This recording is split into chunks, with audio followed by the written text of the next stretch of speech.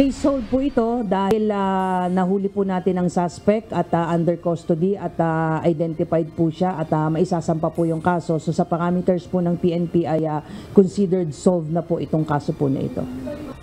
Lutas na maituturing ng pambansang pulisya ang kaso ng pamamaril ng driver ng sedan sasakay ng puting Innova sa Ayala, Makati noong Martes. Ayon kay Philippine National Police Public Information Office Chief Police Colonel Jean Fajardo, bukod sa tukoy na ang suspect, under custody na rin ito at inihahanda na ang pagsasampa ng kaso.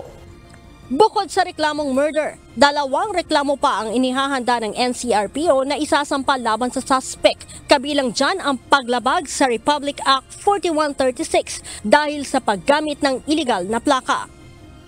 Kung matatandaan nyo po, nung nakuha po at na-recover po yung black Mercedes-Benz, ay iba na po yung plakang nakakabit po doon. Inalis po niya yung original plate po na BCS 77 at pinalitan po ito ng isang plaka, which is a clear violation po ng ating batas.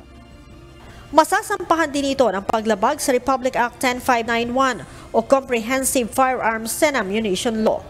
Nahulihan po siya ng obviously yung baril po na nakarehistro sa kanyang pangalan ay bit-bit po niya during the time ng incident at nagamit po yon sa pamamaril at malinaw po doon sa provision po ng 10591 in the absence of a permit to carry na lisensya po ay hindi po pwedeng dalhin ng sino man kahit meron po siyang LTAP at nakarehistro po yung kanyang baril.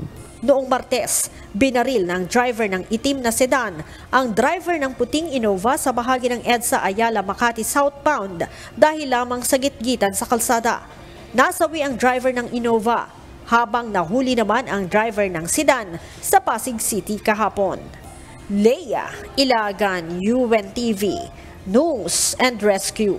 Diyos ang aming sandigan, serbisyo publiko ang aming pinahahalagahan.